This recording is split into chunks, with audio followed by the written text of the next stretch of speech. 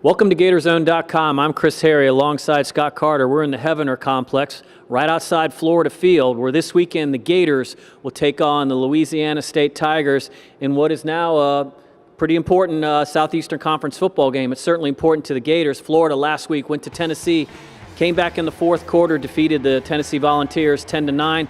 A win that was sparked by backup quarterback Treon Harris, who 2 days later was suspended. Now we're back to square one with Jeff Driscoll. Scott, it's been a whirlwind kind of weekend of distractions for the Gators. Where is Florida's head at right now? Well, I think probably the most important question, Chris, is where is Jeff Driscoll's head? Like you said, he did struggle at Tennessee.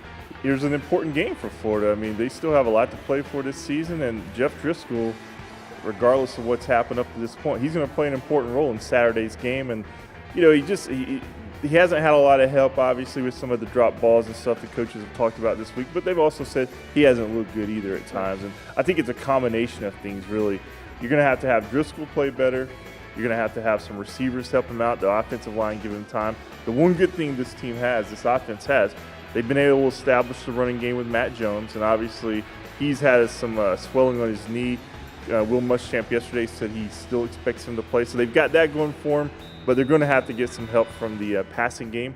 And I think that's going to be maybe the most important factor for this offense on Saturday. One of the things that stayed with this team the previous two games, the win over Kentucky and the big loss at Alabama, was some struggles on defense and some blown assignments. That was not the case in the defensive performance the Gators tuned in against Justin Worley and the Volunteers up there. That the defense kept the Gators in that game and allowed them to be there to be able to win it in the fourth quarter.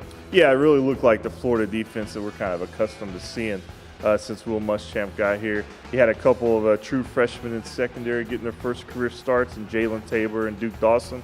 Both had nice games. Obviously, Jalen Tabor's sack of Worley, recovered a fumble. That really turned things in Florida's favor.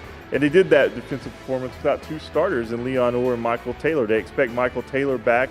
Leon Orr is still questionable with the knee injury, but one guy who really stepped up was defensive lineman Brian Cox Jr. 3 sacks, had his best game as a Gator. And they're going to need some more performances like that on Saturday against LSU, because LSU, regardless, while they come in here a little struggling, I mean, they have dangerous players on offense. Despite all the things that are going on with this team right now, the Gators are 2-1 in the Southeastern Conference, and all their goals relative to getting to Atlanta in the SEC title game are in front of them.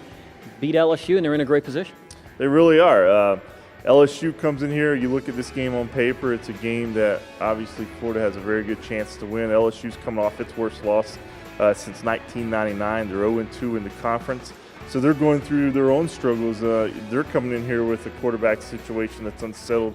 Les Miles said last night after practice he probably won't decide until Saturday whether it's going to be Anthony Jennings or Brandon Harris getting the start.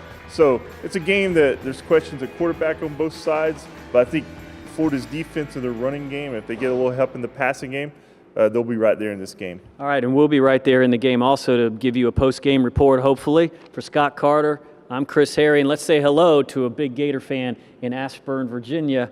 That would be Dillip, our guy we met in Knoxville. Thanks a lot. See you next week.